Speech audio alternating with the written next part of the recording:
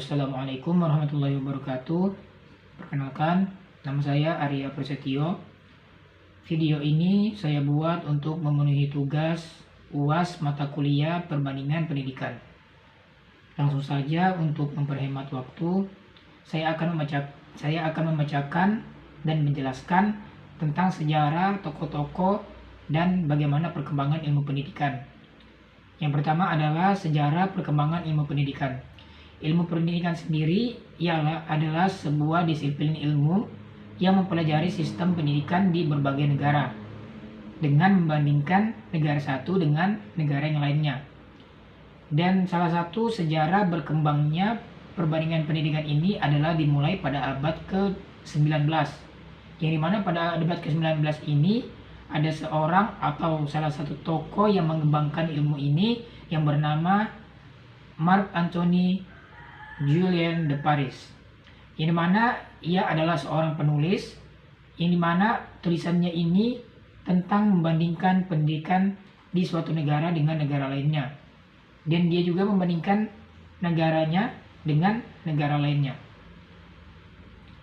Dan pada awal abad ke-20, perbandingan pendidikan juga mulai dikenal atau mulai dikembangkan sebagai suatu studi yang sistematis, yang dimana ini dikembangkan oleh Michael Sadleir, yaitu adalah seorang pendidik Inggris yang menekankan pentingnya memahami konteks budaya dan sosial dalam studi perbandingan pendidikan.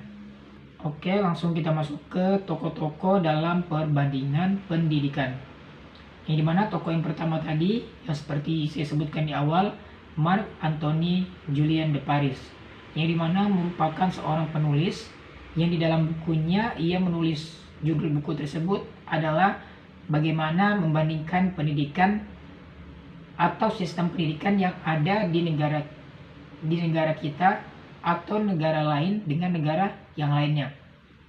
Yang kedua adalah Michael Sadleir, yang dimana Michael Sadleir ini adalah orang yang berkontribusi pada pemahaman tentang pentingnya konteks dalam perbandingan pendidikan. Dia juga berargumen bahwasannya pendidikan ini tidak akan lepas daripada sosial, budaya, dan politik. Yang ketiga adalah Isaac C. Kendall, yang mana dia adalah seorang akademisi yang menekankan pentingnya penekanan historis dalam perbandingan pendidikan atau dalam sistem perbandingan pendidikan. Kendall sendiri merupakan orang yang mengembangkan kerangka kerja untuk menganalisis sistem pendidikan dengan mempertimbangkan faktor sejarah dan budaya. Baiklah, kita masuk ke jawaban yang kedua, yang dimana menjelaskan tentang perbedaan pendidikan di berbagai negara, seperti Mesir, Amerika, Belanda, Jepang, Finlandia, Korea, Malaysia, dan Indonesia. Berdasarkan aspek perbandingannya itu adalah sistemnya, problematikanya, dan bagaimana kebijakan pendidikan yang ada di berbagai negara tersebut. Langsung saja kita masuk ke negara pertama, yaitu Mesir. Sistem pendidikan di Mesir sendiri terdiri atau pertama kali itu harus dimulai daripada pendidikan dasar selama 6 tahun dan dilanjutkan pada pendidikan menengah selama 3 tahun dan pendidikan atas selama 3 tahun. Jadi totalnya adalah 12 tahun yang diikuti juga atau nanti diteruskan dengan pendidikan tinggi serta pendidikan yang lainnya. Dikarenakan pemerintah Mesir ini berusaha untuk meningkatkan kualitas pendidikan melalui berbagai reformasi, termasuk pengenalan teknologi dalam pembelajaran dan peningkatan pelatihan guru. Yang ketiga adalah bagaimana sistem pendidikan di Amerika Serikat. Amerika sendiri adalah salah satu negara yang mempunyai juga universitas terbanyak atau salah satunya universitas tertua. Yang dimana sistem pendidikan yang ada di Amerika Serikat ini ialah berbasis federal dengan variasi kebijakan di setiap negara bagian. Sistem ini terdiri dari pendidikan dasar selama 6 tahun, menengah selama 6 tahun, dibagi menjadi middle school dan high school, dan pendidikan tinggi yang ada di berbagai negara atau yang ada di negara Amerika khususnya. Dan di Amerika juga ini mempunyai beberapa program pendidikan, diantaranya prasekolah dan taman kanak-kanak. Langsung kita masuk ke negara ketiga, yaitu Australia. Sistem pendidikan Australia berbasis wilayah dengan struktur yang mencakup pendidikan selama 7 tahun. 7 tahun untuk pendidikan dasar. Dan menengah itu selama 6 tahun. Dan juga diteruskan ke perguruan tinggi. Pendidikan ini diatur oleh Kerangka Kualifikasi Australia (EQF) yang memastikan standar pendidikan ini berjalan atau standar pendidikan ini menjadi pendidikan yang nasional. Yang ketiga adalah Belanda. Belanda sendiri memiliki sistem pendidikan yang dikenal atau yang terkenal dengan dual track system yang berbagai jalur akademis dan vokasional. Sejak pendidikan menengah, pendidikan yang berlangsung selama 8 tahun, yang dalam notabene-nya itu adalah pendidikan dasar. Pendidikan dasar selama 8 tahun. Dan diikuti oleh pendidikan menengah yang dapat berlangsung hingga 4 hingga 6 tahun. Tergantung pada jalur yang diambil. Langsung saja kita masuk ke sistem pendidikan di Jepang. Sistem pendidikan di Jepang sangat terstruktur dan disiplin.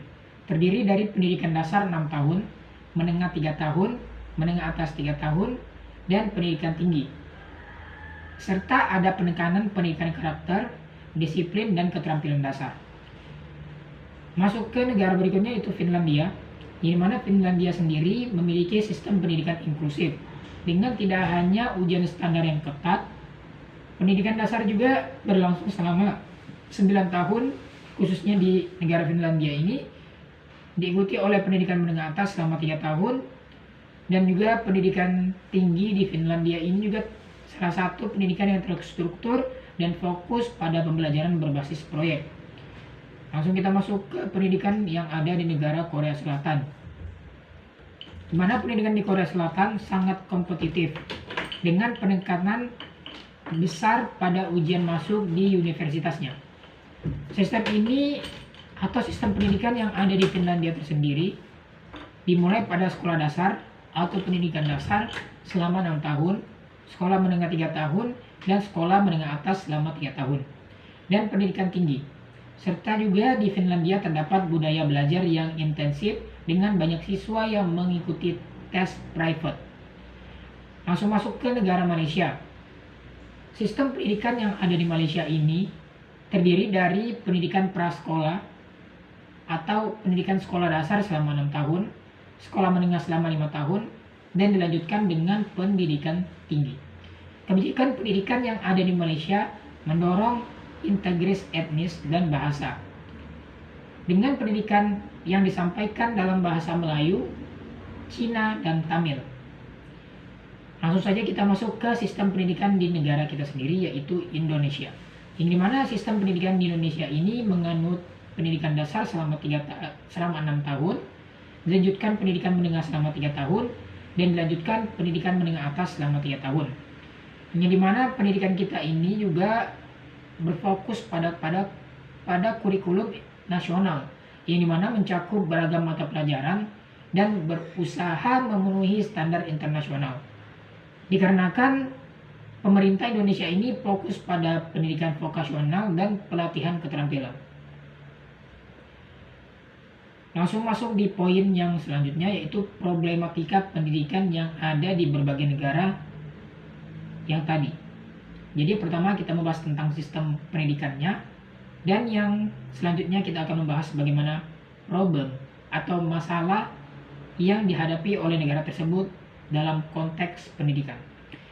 Langsung saja, Mesir memiliki tantangan utama. Tantangan utama Mesir ini adalah salah satu bagaimana anggaran pendidikan yang terbatas, infrastruktur yang kurang memadai, dan kualitas pendidikan yang bervariasi. Dan baiklah, kita akan masuk ke jawaban atau ke soal nomor 3, yang dimana menanyakan bagaimana apa yang Anda ketahui tentang era 540, beri penjelasan depan negatif dan positif dari era pendidikan era 5.0 yang ada di Indonesia dan bagaimana mempersiapkan pendidikan di Indonesia dalam menghadapi era 5.0. Langsung saja, era 5.0 sendiri adalah era di mana teknologi itu sudah maju dan berkembang dengan sangat pesat. Ini di mana teknologi digital dan manusia bekerja sama untuk menciptakan solusi yang cerdas dan adaptif terhadap kebutuhan masyarakat. Yang di mana ini melibatkan integrasi teknologi seperti AI, IoT, dan Big Data dalam berbagai aspek kehidupan termasuk pendidikan.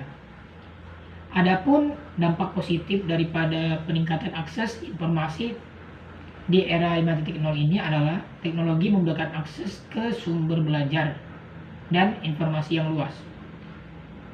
Pembelajaran personalisasi, teknologi memungkinkan pembelajaran yang disesuaikan dengan kebutuhan individu. Dan juga kolaborasi global, di mana teknologi memungkinkan kolaborasi dan pertukaran pengetahuan di tingkat global.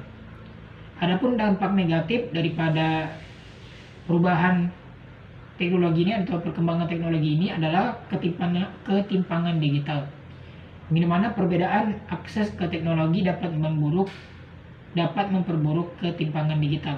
Dikarenakan sekarang ini orang lebih banyak mencari jawaban itu menggunakan teknologi dan bukan dari buku dengan yang mereka baca sendiri. Jadi ingin mendapat jawaban yang instan, serta akan sangat mengurangi atau menghilangkan literasi yang dari dulu sudah dikembangkan. Ini mana dampak negatif yang kedua yaitu ketergantungan teknologi, yang dimana ketergantungan teknologi ini berlebihan, yang pada teknologi dapat mengurangi keterampilan sosial dan kognitif.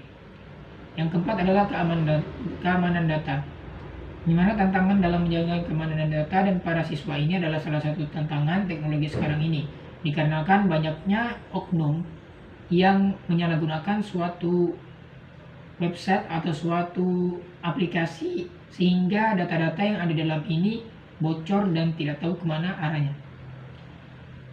Dan adapun persiapan pendidikan di Indonesia dalam menghadapi atau persiapan bagaimana kita menghadapi era 5.0 ini khususnya di Indonesia adalah dengan peningkatan infrastruktur digital.